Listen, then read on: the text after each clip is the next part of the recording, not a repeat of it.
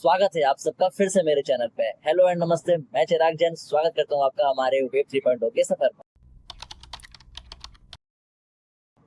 आज हम इस वीडियो में आपके द्वारा पूछे गए कुछ क्वेश्चंस को फिगर आउट करेंगे। लेकिन इस वीडियो को आगे शुरू करने से पहले मैं आप सभी से रिक्वेस्ट करना चाहूंगा कि आप सभी हमारे इस पेज को, हमारे इस चैनल को सब्सक्राइब कर दें, साथ में अपने कुछ मित्रों तक शेयर करें, क्योंकि आज जो हम लोग कुछ क्वेश्चंस को फिगर आउट करने वाले हैं वो सभी के लिए बहुत ही महत्वपूर्ण साबित होने वाले हैं, बहुत ही इंपॉर्टेंट साबित होने वाले हैं।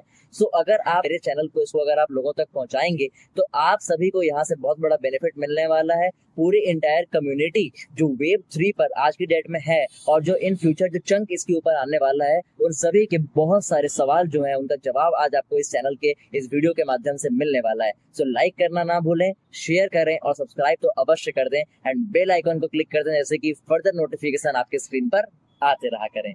पहले आप सभी चैनल को जाकर के सब्सक्राइब करिए, मैं यहाँ वेट कर रहा हूँ। उसके बाद फिर मैं आप सभी के क्वेश्चंस को फिगर आउट करूंगा एंड इस वीडियो को आगे की ओर बढ़ाऊंगा। यस, कर दिया आप सबने सब्सक्राइब, तो आइए बढ़ते हैं वीडियो की ओर। तो मिस्टर चिराग, आप हमें बताइए कि वेब 2.0 और वेब 3.0 में क्या डिफरेंसेस है?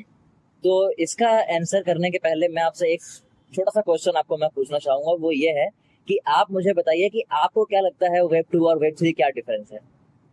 मेरे अकॉर्डिंग तो वेब 2 वो है जिस जनरेशन में हम रह रहे हैं और उसी का एक अपग्रेडेड वर्जन है वेब 3.0। अब इसका इन डेप्थ डिस्क्रिप्शन तो आप दीजिए हम सबको। आपने बहुत अच्छा जवाब दिया, लेकिन मैं आपको अब आपको और हमारे दर्शकों को बताता हूँ कि वेब 2 और वेब 3 में क्या डिफरेंस है। लेकिन ये बताने के पहले मैं आना चाहूंगा वेब 1 के ऊपर। मैं इसके पीछे रीजन क्या है, क्योंकि अगर हम बेसिक से शुरुआत करें तो हो सकता है कि दर्शकों को भी बहुत ज्यादा समझ में आएगा और यहाँ से बहुत कुछ उनको क्लियर हो पाएगा। वेब 1 जो है वो इंटरनेट का फर्स्ट वर्जन है एंड इंटरनेट के फर्स्ट वर्जन की अगर मैं बात करूं, जिसकी शुरुआत जो है वो 90s में हुई थी एंड उस समय पर एक ऐसा इंटरनेट बन के आया था जहां पर लोग सिर्फ उसको पढ़ सकते थे, रीड कर सकते थे, जिसका एक पार्ट था याहू, उसका पार्ट था और भी बहुत सारे उसके पार्ट्स थे, उसके टॉपिक्स थे।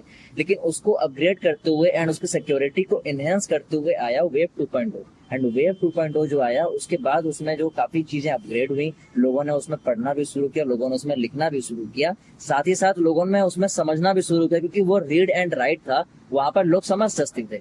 लेकिन अब जो हम बात करने वाले हैं कि वेब 2 क्यों है और वेब 2 से अपग्रेड होकर वेब 3 क्यों आया, तो उसके पीछे का रीजन ये है कि वेब 2 जो आया था वो सिक्योरिटी को एनहेंस करने के लिए आया था। जैसा कि हम समझ सकते हैं, कोई भी चीज अगर अपने आप को अपग्रेड करती है तो कहीं ना कहीं या तो वो सिक्योरिटी अपग्रेड करती है या कहीं ना कहीं वो मार्केट ट्रेंड के अनुसार उसको अपग्रेड करती है।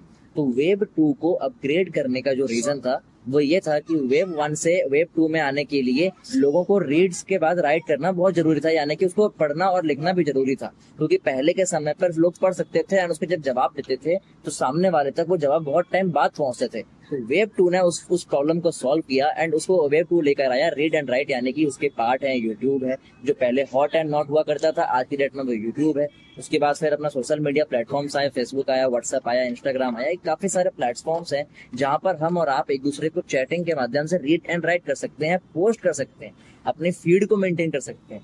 लेकिन सबसे बड़ी बात यह है कि अगर मैं आपको बताऊं तो वेब 2 में एक बहुत ही कमजोरी है, जो कि ये है कि ये एक सेंट्रलाइज्ड प्रोजेक्ट है, यानी कि इसमें किसी ना किसी का मालिकाना अधिकार है। अब मालिकाना अधिकार की बात है तो अब दर्शक भी सोच रहे होंगे और आप भी सोच रहे होंगे कि इससे हमें क्या नुकसान है। तो नुकसान ये है कि देखिए, फायदे तो हमारे बहुत सारे हैं, बट नुकसान ये है कि इसका कंट्रोल किसी और के हाथ में है। इसकी जो प्रॉपर जो एक बेस है ये वो किसी और के हाथ में है, इसका कंट्रोल हमारे हाथ में नहीं है।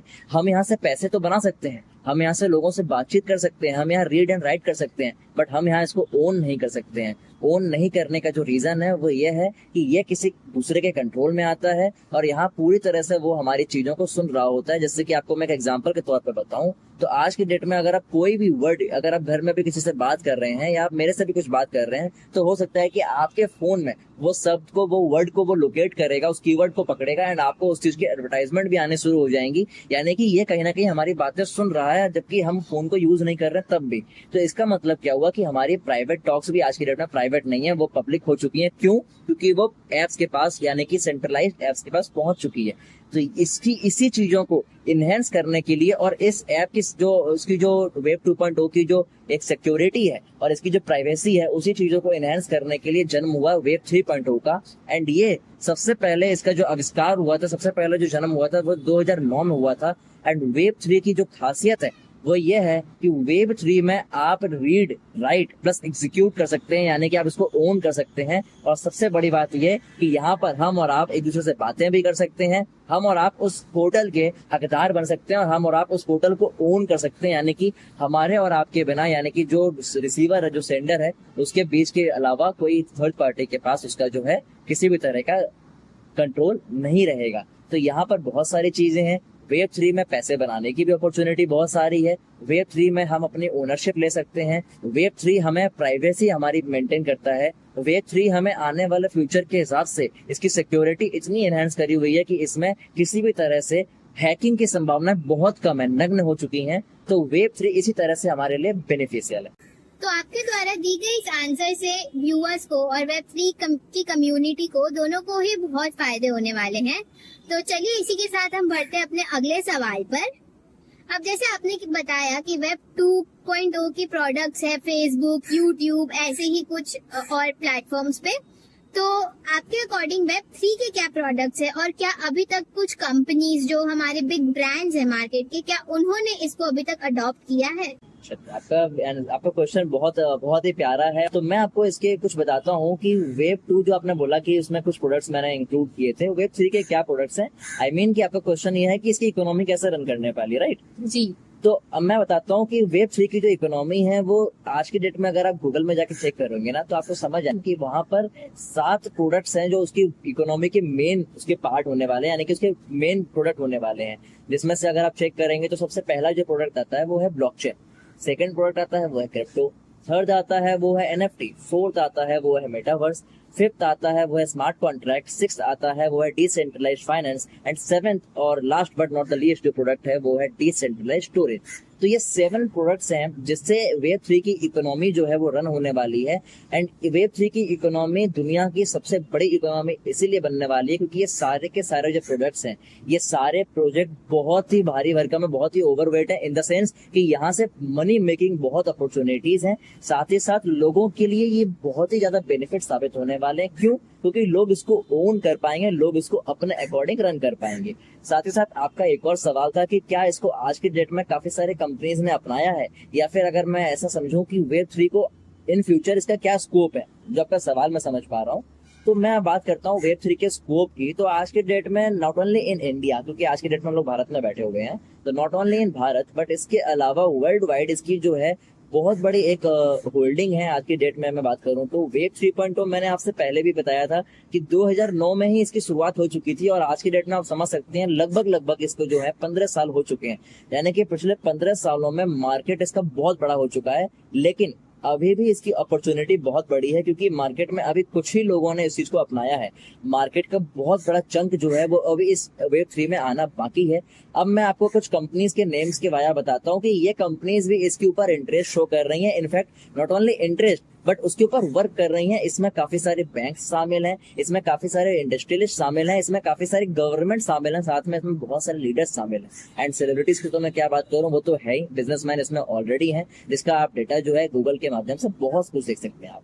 ये और अच्छा होता अगर आप में ये शेयर करते और ये रिवील करते उन कंपनीज के नेम, अगर वो पॉसिबल है जो वेब 3 से जुड़े हुए हैं। हाँ डेफिनेटली मैं कर सकता हूँ। अगर मैं आपको बताऊं तो आप काफी कुछ लोग आप खुद भी स्टडी कर सकते हैं। मैं तो बोलूंगा व्यूअर्स को खुद भी स्टडी करना चाहिए, बल्कि हमारे चैनल पर तो ऑलरेडी वीडियोस बहुत सारे अवेलेबल हैं। लेकिन फिर भी मैं आप सभी को, अगर मैं कुछ आपने जो मेरे से भी क्वेश्चन किया, आपने जो मेरे से रिक्वेस्ट करी कि मैं कुछ नेम शेयर करूँ, तो नेम्स जैसे कि बहुत सारे हैं आज की डेट में। अगर मैं बात करूं बैंक से शुरू करता हूं तो यूएस की जो लार्जेस्ट बैंक है जेपी मॉर्गन, वो ऑलरेडी वेब 3 में इन्वॉल्व है। इंडियन बैंक्स की मैं बात करूं तो यूनियन बैंक है, आईसीआईसीआई बैंक है, एचएसबीसी है, एचडीएफसी है, एसबीआई लाइफ है, बैंक ऑफ बड़ौदा है, बैंक ऑफ महाराष्ट्र है, पंजाब नेशनल बैंक है, डीबीएस बैंक है। ना जाने कितनी सारी बैंक्स आज की डेट में इसके ऊपर ऑलरेडी आ चुकी हैं। वर्ल्ड वाइड बहुत सारी बैंक्स यहाँ आ चुकी हैं। ग्लोबल बैंक्स में यहाँ ज्यादा लॉन्ग नहीं बोलना चाहूंगा, चलिए मैं आपको बताता हूँ। फिर और भी बहुत सारे यहाँ कंपनीज हैं जो कि इसमें इन्वॉल्व हैं। जैसे कि अगर मैं बात करूँ कि इंडियन कंपनीज की बात करूँ तो जैसे कि ओरियन इन्फो सॉल्यूशंस है, टेक महिंद्रा है, इन्फोसिस है, टीसीएस है, विप्रो है, क्वांटस है, फिनजेंट है, माइक्रो स्ट्रेटेजी, ब्लैक रॉक, ये तो बहुत बड़ी कंपनीज हैं वर्ल्ड की जो वेब 3.0 को बहुत बड़े रूप में अपना रही हैं। एप्पल इसके ऊपर वर्क कर रहा है, काफी सारी कंपनीज जो हैं वो इसके ऊपर वर्क कर रही हैं। सो उसी के क्रम में आगे बढ़ते हुए स्पेस एक्स भी है, इसमें जो एलन मस्क की कंपनी है, इस तरह से बहुत सारी कंपनीज हैं। गवर्नमेंट की मैं बात करूं तो वर्ल्ड वाइड गवर्नमेंट इसके ऊपर वर्क कर रही है, हमारी भारतीय गवर्नमेंट भी इसके ऊपर वर्क कर रही है, इंडियन गवर्नमेंट भी इसके ऊपर वर्क कर रही है। जैसा कि आपने बहुत सारे क्लिप्स ऐसा सुना होगा, इसमें हमारे जो यशस्वी प्रधानमंत्री जी हैं वो इसके ऊपर आपको वेब 3 के ऊपर बात करते हुए नजर आए हैं। इंडिया में ऑलरेडी अभी रिसेंटली जो प्रधानमंत्री जी हमारे गए हुए थे, इटली दौरे पर गए थे G7 समिट में, वहां भी उन्होंने बोला था कि सिर्फ एआई जो कि वेब 3 का ही पार्ट है, एआई क्यों ही सिर्फ एक कंट्री के कंट्रोल में रहे, क्यों ना वो हर देश के पास रहे, ऐसे भी उन्होंने वहां बात करी। ऑलरेडी हमारे प्रधानमंत्री जी ब्लॉकचेन के ऊपर बोल चुके हैं, ऑलरेडी हमारे प्रधानमंत्री जी वेब 3 पर बोल चुके हैं। हमारी जो देश की फाइनेंस मिनिस्टर हैं निर्मला सीतारमन जी, वो ऑलरेडी हमारे क्रिप्टो के ऊपर ऑलरेडी बात कर चुकी हैं। तो यहाँ बहुत सारी गवर्नमेंट्स हैं। अगर मैं बात करूं तो काफी माने वर्ल्ड लीडर्स भी हैं, जैसे जो बाइडेन है, जो अभी डोनाल्ड ट्रंप है, ये दोनों के बीच में अभी युद्ध चल रहा है। क्या युद्ध चल रहा है कि यूएस में इलेक्शंस हैं एंड वहां इलेक्शन में जो क्रिप्टो को और जो वेब 3 को बड़े रूप में लेकर आएगा, उसी इंसान को जो है वहां पे जनता जो है उनको समर्थन करेगी। तो ये दोनों लोग यहाँ पर वेब 3 को बहुत बड़े रूप में लाना चाह रहे हैं। उसी के साथ हमारी इंडियन गवर्नमेंट है, ब्राजील गवर्नमेंट है, बहुत सारी गवर्नमेंट हैं जो वेब 3 के ऊपर वर्क कर रही हैं। यूएस है, अमेरिका है, रसिया है, यूक्रेन है, बहुत गवर्नमेंट इसके ऊपर वर्क कर रही है। आज की डेट में डेटा ऑलरेडी बहुत सारा डेटा गूगल पर अवेलेबल है। साथ में मैं हमारे व्यूअर्स को बोलना चाहूंगा कि अगर आप लोगों को इसका डिटेल डेटा चाहिए तो मुझे कमेंट सेक्शन में लिख के जरूर बताएं। एंड हमारे पास्ट कुछ वीडियोस और शॉर्ट वीडियोस के माध्यम से आप देख सकते हैं, वहां पर काफी सारे डेटा ऑलरेडी वहां पर मौजूद है। आप उन सभी डेटा को जो है आप वहां पर चेकआउट कर सकते हैं। सो मिस्टर चिराग, आपने हमें बताया कि वेब 3.0 की 7 इकोनॉमीज है, तो अगर ये पॉसिबल हो कि आप इन 7 इकोनॉमी के बारे में ब्रीफ एक्सप्लेनेशन अगर दे पाए। देखिए, आपका क्वेश्चन तो बहुत सही है कि मैं ब्रीफ एक्सप्लेनेशन देना चाहता हूं, और मैं दर्शकों को बोलना चाहता हूं कि इसका ऑलरेडी जो वीडियो वो हमारे इस चैनल पे ऑलरेडी मौजूद है, आप चेकआउट कर सकते हैं। लेकिन जैसा कि आपने बताया कि 7 इसकी जो इकोनॉमी है, एक्चुअली इसकी इकोनॉमी तो इसके प्रोडक्ट्स बहुत सारे हैं, लेकिन चीजें क्या है कि ये 7 जो इसके प्रोडक्ट्स जो मैंने अभी बताया नेम के साथ, वो 7 प्रोडक्ट्स जो हैं वो खास करके वेब 3 में बहुत बड़ा एक मोमेंटम बिल्ड करने वाले हैं, और वेब 3 में जो है वो बहुत बड़ा एक जो है यहाँ से पैसा जनरेट करने वाले हैं, मनी जनरेशन वो प्रोजेक्ट्स हैं। तो जैसा कि आपने बोला कि उसके बारे में कुछ ब्रीफ, तो मैं शुरू करता हूँ ब्लॉकचेन से। तो ब्लॉकचेन एक ऐसा सब्जेक्ट है, क्योंकि देखिए यहाँ 7 प्रोडक्ट्स के बारे में ब्रीफ करना इस वीडियो के माध्यम से उतना पॉसिबल नहीं है, क्योंकि एक एक प्रोडक्ट को ही मैं अगर ब्रीफ करने जाऊंगा ना तो एक एक वीडियो में भी पॉसिबल आधे एक घंटे का बन सकता है, क्योंकि हर प्रोडक्ट में इतनी जो उसके अंदर डेटा है, वो डेटा इतना सारा है कि उसके ऊपर पर्टिकुलर एक वीडियो बन सकता है। तो तब भी मैं ट्राई करता हूँ कि आपको उस पर्टिकुलर वीडियो के बारे में, पर्टिकुलर टॉपिक्स के बारे में बताऊं।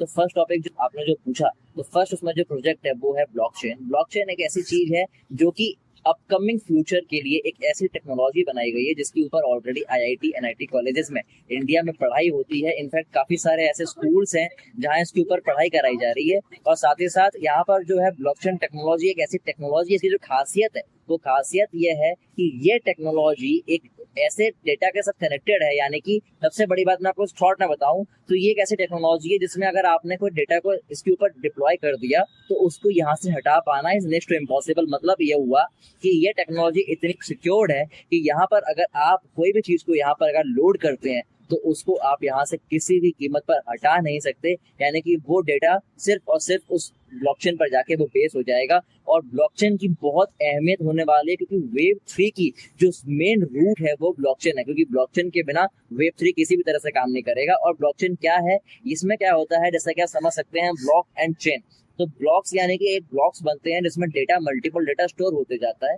साथ में जब वो ब्लॉक्स फिल हो जाते हैं उसके बाद फिर वो एक चेन के वाया दूसरा ब्लॉक कनेक्ट होता है, एंड उस ब्लॉक में जो है फिर डेटा स्टोर होता है। फिर उसके बाद वापस से चेन के वाया एक और ब्लॉक कनेक्ट होता है। उसके साथ करते करते इसी तरह से इसको बोलते हैं ब्लॉकचेन। एंड ये इसकी जो एक अलग अलग ब्लॉकचेन्स होती हैं, जिसमें जो सबसे हाईएस्ट जो ब्लॉकचेन है, जो जिसमें हम लोग आज की डेट में हम लोग वर्क कर रहे हैं, मैं उसके बारे में बताऊं, M20 चेन के बारे में। तो इसकी जो स्पीड है वो हर सेकंड में एक ब्लॉक बनाती है, यानी कि पर सेकंड 1 ब्लॉक उसमें क्रिएट होता है। तो आप समझ सकते हैं कि हमारी स्पीड कितनी बड़ी है। और ब्लॉकचेन की मैं बात करूं तो ये ब्लॉकचेन बहुत बड़ी इसकी एक मेन रोल होने वाला है, एक अहम रोल होने वाला है वेब3 के प्रोजेक्ट्स के लिए। आगे बढ़ते हुए हम बात करते हैं क्रिप्टो की। तो क्रिप्टो जो एक ऐसी इंडस्ट्री है, आपने नाम सुना होगा, क्रिप्टो की बहुत चर्चाएं चल रही हैं 2009 से। इसकी जो मदर करेंसी है वो है बिटकॉइन, इसकी जो फादर करेंसी है वो है इथेरियम। तो लोगों ने इसके ऊपर बहुत विश्वास दिखाया। 2009 से इसकी शुरुआत हुई, लेकिन अब आपका मे भी क्वेश्चन होगा कि क्रिप्टो आया क्यों। तो क्रिप्टो आने का जो रीजन है वो ये है कि 2008 में लेमन ब्रदर्स बैंक ने और साथ में और भी कुछ बैंक्स ने अब बहुत बड़ा जो है पैसा वहां से मार्केट में मूव कर लिया था, यानी कि वो बैंक ने अपने आप को दिवालिया घोषित कर दिया था, जो कि वर्ल्ड की बैंक है। तो उस समय पर जब वो बैंक्स में से पैसा पूरा विड्रॉन हो गया, वो पैसा पूरा चला गया, खत्म हो गया, फिनिश हो गया, उसके बाद एक ऐसे इंसान, एक ऐसी पर्सनालिटी जिसका नाम है सतोशी नाकामोटो, उस इंसान ने सोचा कि क्यों ना एक ऐसी टेक्नोलॉजी बनाई जाए जिसमें हमारा ही और आपका पैसा जो है बैंक्स में पड़ा हुआ था लेकिन वो सिक्योर नहीं था। तो क्यों ना एक ऐसी चीज बनाई जाए जो कि जिसमें हमारा पैसा जो है वो सिक्योर रहे। तो उसी चीज के लिए एक ऐसी टेक्नोलॉजी बनाई गई जिसका नाम है क्रिप्टो। एंड क्रिप्टो इसलिए बनाया गया, उसका आविष्कार ही इसलिए हुआ जैसे कि लोग अपने पैसे को और अपनी धन संपत्ति को, अपने एसेट्स को यहाँ पर बिल्ड कर सके, साथ में क्रिप्टो के ऊपर लोग अपने इन्वेस्टमेंट करके अपने पैसे को ग्रो होता हुआ देख सके। एंड क्रिप्टो को इसलिए बनाया गया क्योंकि क्रिप्टो जो है ये ब्लॉकचेन पर डिप्लॉयड किया हुआ है। तो जैसा कि मैंने बताया, ब्लॉकचेन पर जो चीज डिप्लॉयड है वो वहां से हट नहीं सकती। तो क्रिप्टो जो डिप्लॉयड है ब्लॉकचेन के ऊपर वो हट नहीं सकता, यानी कि पब्लिक का पैसा पब्लिक के पास ही रहेगा। किसी भी पर्टिकुलर एक अथॉरिटी, एक सोसाइटी या एक किसी भी पर्टिकुलर एक प्राइवेट कंपनी के पास वो नहीं जाएगा। तो लोगों का पैसा कहीं ना कहीं सेफ रहता है। तो इसी चीज की वजह से क्रिप्टो का जो है वो वहां से शुभारंभ किया गया। और क्रिप्टो जो है पहले करेंसी के रूप में स्टार्ट हुई थी, लेकिन आज की डेट में मैं बात करूं तो वर्ल्ड गवर्नमेंट जो है इसके ऊपर जो फोकस कर रही है वो क्रिप्टो को एज अ एसेट बिल्ड करने में फोकस कर रही है। बाकी क्रिप्टो के लिए हमारे चैनल पर वीडियोस ऑलरेडी मौजूद हैं, आप वहां देख सकते हैं। अभी के लिए इतनी जानकारी ही काफी है। सो आगे बढ़ते हुए हम बात करते हैं इसके थर्ड प्रोजेक्ट पर, जो एनएफटीज इसके हैं। एनएफटी में क्या है, इसकी जो बेस सबसे खास बात है कि एनएफटी एक नॉन फंजिबल टोकन है। अब आप सोच रहे होंगे कि एनएफटी आखिर होता क्या है, व्यूअर्स भी सोच रहे होंगे। तो एनएफटी एक ऐसी चीज है जो कि यूनिक वर्जन है, यानी कि अगर मान लीजिए कि एक आर्ट है, फॉर एन एग्जाम्पल एक आर्ट है, वो आर्ट अगर आपने उसको किसी भी चीज से आप बना सकते हैं, लाइक इमेजेस से बना सकते हैं, लाइक आप उसको डिजाइन करके बना सकते हैं, लाइक आप किसी का एवेटार बना सकते हैं, आप अपने नेम की, अपने फोटो की एनएफटी बना सकते हैं, आप किसी भी चीज की बना सकते हैं। बट जब आप उसको एनएफटी के माध्यम से जब आप उसको लॉग इन कर रहे हैं, जब आप उसको लोड करते हैं, तो एक एनएफटी ऐसी चीज है जो कि एक बार जो चीज बन गई वो वापस से सेकंड चीज उसको आप डुप्लीकेट नहीं कर सकते। ये एनएफटी की खासियत। तो क्या एनएफटी से पैसे भी बनाए जा सकते हैं?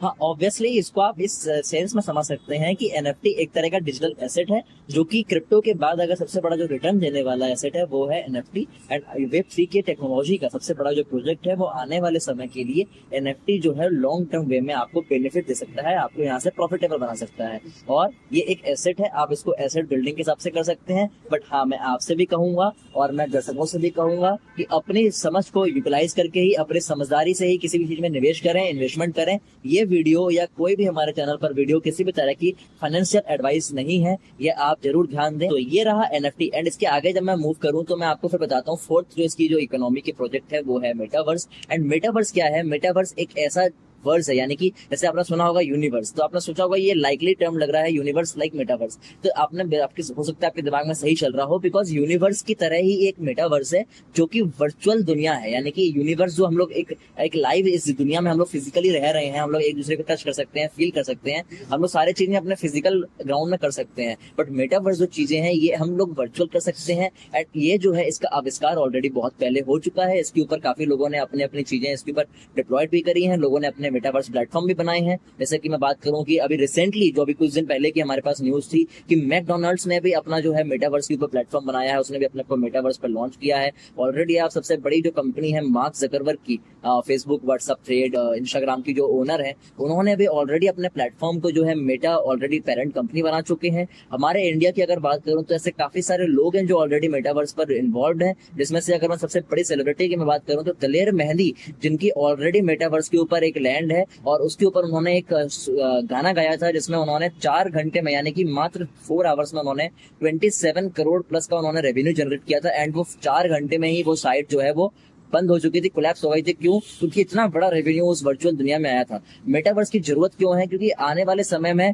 जिस तरह से टेक्नोलॉजी इंप्रूव होती जा रही है, पहले लोग फोन पे बात करते थे, उसके बाद लोगों ने वीडियो कॉलिंग शुरू करी, बट स्काइप के ऊपर वीडियो कॉलिंग आप जानते हैं 10 साल पहले जो है वहाँ चार्जेस लगती थी, बट आज की डेट में जो है वीडियो कॉलिंग हर प्लेटफॉर्म पर मौजूद है। लेकिन आने वाले समय में एक ऐसा वर्ष, एक ऐसी दुनिया आने वाली है जिसमें हम लोग वीआर हेडसेट पहनकर, हम लोग ग्लव्स को पहनकर, हम लोग अगर कोई दूर भी बैठा है उसको हम टच कर सकते हैं, हम लोग वर्चुअल दुनिया में जाके हम लोग वहाँ गेम खेल सकते हैं, अपने अवतार के माध्यम से हम वहाँ किसी से भी मिल सकते हैं, कुछ भी कर सकते हैं। यानी कि जस्ट लाइक यूनिवर्स, हम लोग मेटावर्स के ऊपर भी सारी चीजें कर सकते हैं। वहां से हम लोग पैसे भी बना सकते हैं, वहां हम लोग प्लॉट भी बाई कर सकते हैं, वहां हम लैंड प्रॉपर्टी बाई भी कर सकते हैं, वहां हम सारी चीजें कर सकते हैं। तो ये एक तरह का entertainment plus earning plus educational platform है। इसकी जानकारी ऑलरेडी हमारे वीडियोस में अवेलेबल है। साथ में जब आप गूगल पे जब आप सर्च करेंगे तो मेटावर्स की आपको बहुत जानकारी वहां पर मिल जाएगी। आगे बढ़ते हुए हम बात करते हैं स्मार्ट कॉन्ट्रैक्ट्स के बारे में। स्मार्ट कॉन्ट्रैक्ट एक ऐसी चीज है, फॉर एन एग्जांपल, की किसी ये एक पार्टी की ब्लॉकचेन है, उस ब्लॉकचेन के ऊपर अगर मैंने अपने कोई चीजों को डिप्लॉयड करना, मेरी खुद की ब्लॉकचेन नहीं है,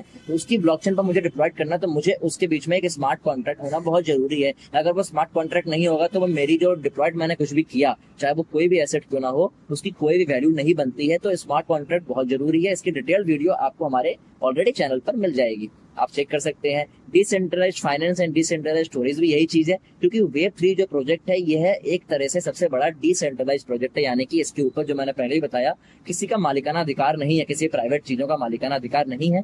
यह पब्लिक के द्वारा संचालित, पब्लिक एक ऐसा प्रोजेक्ट है, एक ऐसी टेक्नोलॉजी है जहां पब्लिक ही इसकी ओनर है, जहां आप और मैं ही इसके ओनर है। यहाँ थर्ड पार्टी ऐसा कोई भी नहीं है जो इसके हमारी चीजों को दूसरा कोई क्लेम कर सके। तो इसीलिए decentralised finance and decentralised storage भी एक ऐसी जगह है जहां हम लेन देन कर सकते हैं डिसेंट्रलाइज्ड रूप में, यानी कि वहां किसी को पता भी ना चले, ऐसे लेन देन हो सकता है। हम वहाँ अपने एसेट्स को हम लोग सेव कर सकते हैं, हम लोग सिक्योर रख सकते हैं। साथ ही साथ हम लोग वहाँ पर स्टोर कर सकते हैं, अपना डेटा को स्टोर कर सकते हैं, जो कि कभी जो है वहाँ से हट नहीं सकता, डिलीट नहीं हो सकता, क्योंकि वो ऑलरेडी ब्लॉकचेन पर डिप्लॉयड है। तो ये थे कुछ इसके प्रोडक्ट्स जो आपने मेरे से पूछा कि इसकी कुछ ब्रीफ इन्फॉर्मेशन, तो यही ये 7 प्रोडक्ट्स की ब्रीफ इन्फॉर्मेशन है। सो मुझे ऐसा लगता है कि आज के लिए इतने इन्फॉर्मेशन काफी है। आज के लिए कुछ लोगों के और आपके जो हमने सवाल को जो हमने सॉर्ट आउट किया, जो हमने फिगर आउट किया, वो बहुत आज की डेट के लिए काफी है। मिलते हैं आप सभी से नेक्स्ट वीडियो में। इस प्लेटफॉर्म के माध्यम से, Web3 के माध्यम से हम सबके साथ मिलके बहुत बड़ा पैसा बनाने के लिए आपका स्वागत है हमारे साथ। आप हमसे संपर्क कर सकते हैं, आप हमसे जुड़ सकते हैं, बट ध्यान रहे यह वीडियो किसी भी तरह की कोई भी फाइनेंशियल एडवाइस नहीं है। जो भी आपको निवेश करना हो अपनी अपनी समझदारी से करें और अपने फाइनेंशियल एडवाइजर से पूछ सकते हैं। हम यहाँ पर सिर्फ आपको डेटा और इन्फॉर्मेशन दे सकते हैं, बाकी किसी भी तरह का यहाँ पर जो है प्रेशराइज नहीं किया जाएगा आप लोगों को इन्वेस्टमेंट करने के लिए। सो पैसा बनाने के लिए आप हमारे साथ जुड़े रहें। इस चैनल को लोगों तक सब्सक्राइब करवाएं, लोगों तक पहुंचाएं, लोगों तक इस चैनल को स्प्रेड करें, जैसे कि और भी लोगों तक अवेयरनेस स्प्रेड हो सके, कुछ लोगों के क्वेश्चंस के आंसर्स उन्हें मिल सके, कुछ लोगों के सवाल जो है फिगर आउट हो सके। और भी बहुत सारे वीडियो हमारे चैनल पर लोडेड हैं जो आप उनको चेकआउट कर सकते हैं। इसी तरह के कुछ क्वेश्चन एंड आंसर राउंड हमारे पास बहुत सारे हैं जो कि हम आप सभी तक और भी वीडियोस के माध्यम से लाते रहेंगे। तो आप सभी का प्यार और आशीर्वाद हमारे ऊपर बनाए रखने के लिए हृदय की गहराइयों से बहुत बहुत धन्यवाद। जय